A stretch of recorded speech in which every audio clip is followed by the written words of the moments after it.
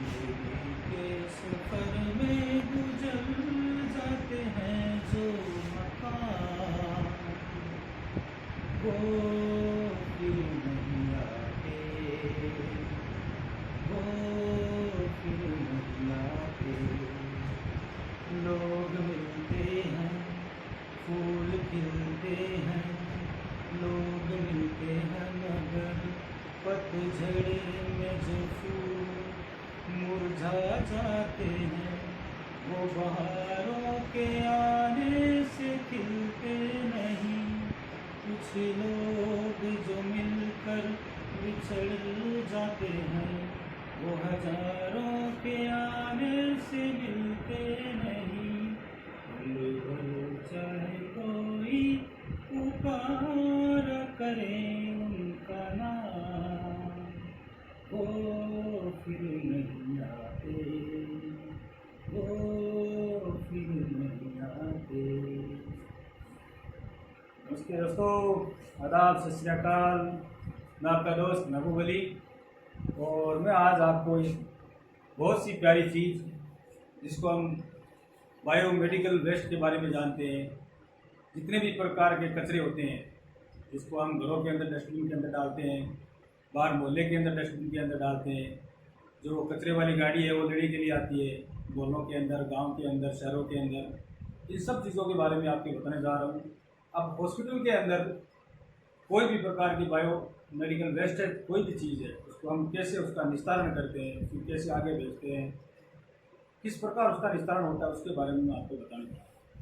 तो सबसे पहले हम बात कर रहे हैं, जितनी भी प्रकार की नुकीली चीज़ें होती हैं उन सबको डिसइंफेक्टेड करके 1% हाइपोक्लोराइड करके डिसइंफेक्ट करके, और फिर किसी कट्टर से उसको काट के, जला के, फिर किसी गहरे खड्डे के अंदर उसको दफन कर दिया जाता है, उसको दबा दिया जाता है, या फिर उसको जला के फिर दफन कर दिया जाता है।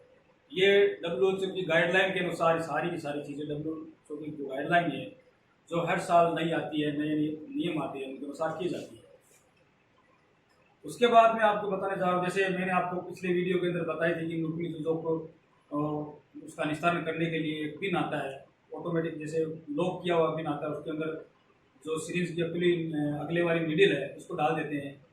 वैसे ही जो कांच के जितने भी धातु जितने भी धातु की जितनी भी चीज़ें हैं, जैसे मान लो ये मेरे पास प्रयोगशाला के रासायनिक उपकरणों का व्यवस्थित निस्तारण करने के लिए, इसके अंदर देखो कि ग्लासेस जितने भी हैं, फ्लास्क, बीकर, टेस्ट ट्यूब,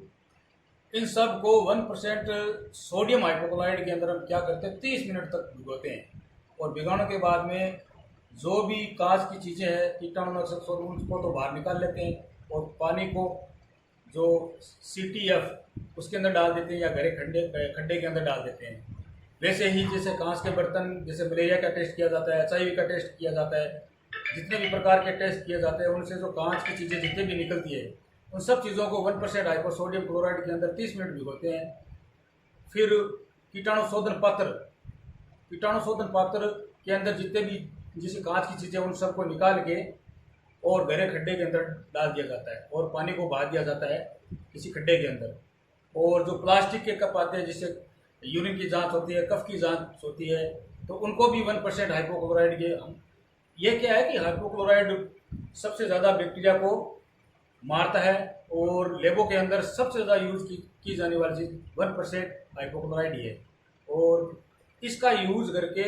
जो जितने भी प्रकार के डब्बी है या कंटेनर मानते हैं, उनको कंटेनर को तो अलग कर लिया जाता है, और जो पानी उसको बहा दिया जाता है, कंटेनर को फिर पीले पात्र के अंदर, यानी एक पीली बाल्टी भी हो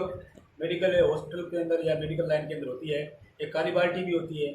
एक लाल बाल्टी होती है। इन सब बिन का उपयोग बायोमेडिकल वेस्ट के अंदर किया जाता है, और फिर जो कचरा या जो भी प्रकार की बायोमेडिकल वेस्ट है, उन सब को इनके अंदर डाल के, और WHO की गाइडलाइन के अनुसार इनको गहरे खड्डे के अंदर कूद दिया जाता है, मतलब मोहल्ले से या गांव से, शहर से दूर इनकी एक निश्चित जगह होती है, वहाँ पे इनको जला दिया जाता है या इनको खड्डे के अंदर डाल दिया जाता है। थैंक यू दोस्तों। इस प्रकार अपने मोहल्ले को सफाई, अपने गांव की सफाई, अपने देश की साफ सफाई रखें। बीमारियों से, बैक्टीरिया से, वायरस से, इन सब चीज़ों से दूर रहे, स्वस्थ रहे, मस्त रहे। मैं आपका दोस्त महबूब अली आप सबको ये कहना चाहता हूँ कि मेरा चैनल सब्सक्राइब करें, लाइक करें, फॉलो करें और नए नए प्रकार की चीज़ें सीखने के लिए जो लेबोरेटरी से संबंधित हो, हॉस्पिटल लाइन से संबंधित हो, मेडिकल से संबंधित हो और साफ़ सफाई से भी संबंधित हो, गांव मोहल्ले और शहर के जितने भी मेरे दोस्त हैं उन सबको love you, thank you to all.